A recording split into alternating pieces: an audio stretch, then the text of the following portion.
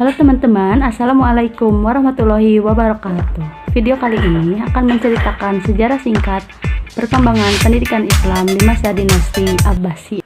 Dalam catatan sejarah dunia Islam kembali mencapai puncak kejayaannya pada masa pemerintahan Daulah Abbasiyah yang berpusat di Baghdad, kurang lebih 5,5 abad lamanya, yaitu sejak bangunnya tahun 132 Hijriah atau 750 Masehi sampai dihancurkannya Baghdad oleh Hulagu Khan pada tahun 656 Hijriah atau 1286 Masehi.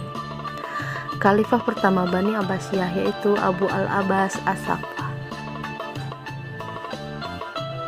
Sejak itu, Daulah Abbasiyah berkuasa selama 5 abad dan berhasil menjadikan dunia Islam sebagai pusat pengetahuan dunia. Pencapaian ini tentunya tidak terlepas dari 37 Khalifah Bani Abbasiyah yang memerintah secara bergantian. Daulah Abbasiyah mencapai masa kejayaan di bawah kepemimpinan 7 Khalifah. Khalifah ini mampu memajukan berbagai aspek pemerintahan dan masyarakat.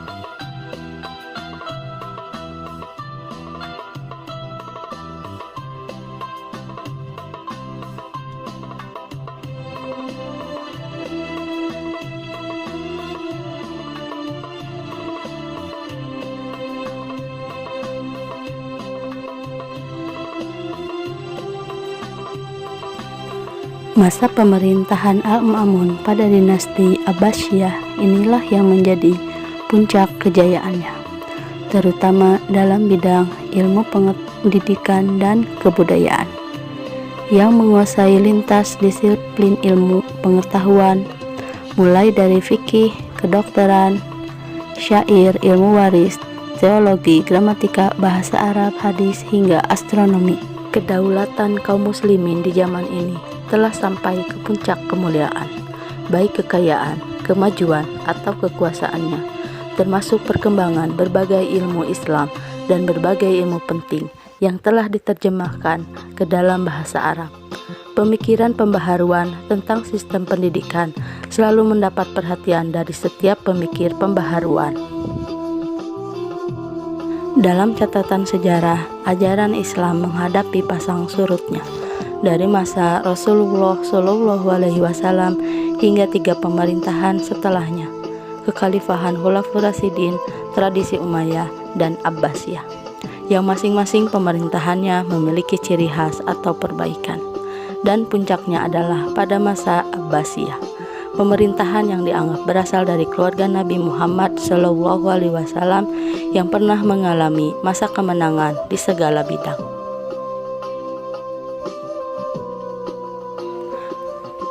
Pada masa ini, pemerintahan Bani Abbas mencapai masa keemasannya.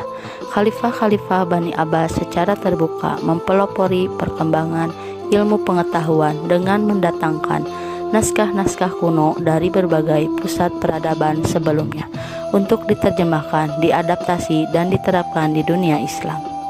Para ulama muslim yang ahli dalam bidang berbagai ilmu pengetahuan baik agama atau non-agama juga muncul pada masa ini.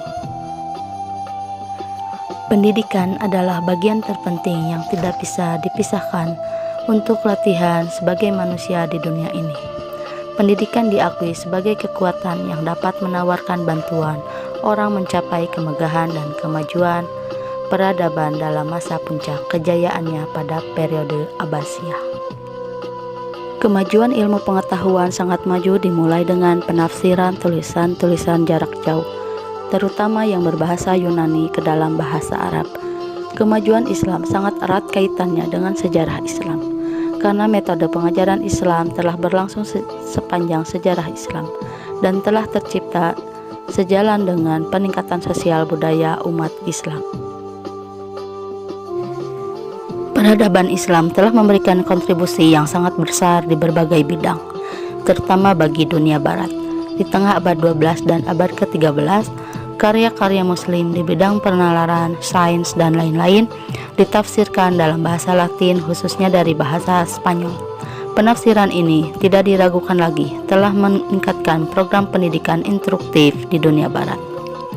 Muslim telah membuat uji komitmen terhadap strategi dan hipotesis sains di dunia barat.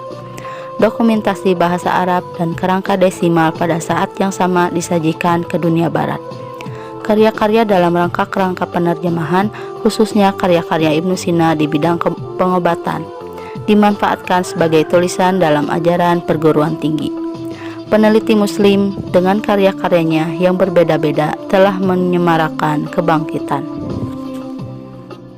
Adapun tujuan pendidikan pada dinasti Abbasiyah bertujuan untuk mencapai dalam usaha pendidikan, yaitu konsep tujuan instruktif, mempersiapkan kebutuhan dan upaya, baik dalam penilaian individu maupun kehidupan yang menggabungkan perspektif pribadi, sosial, dan profesionalisme.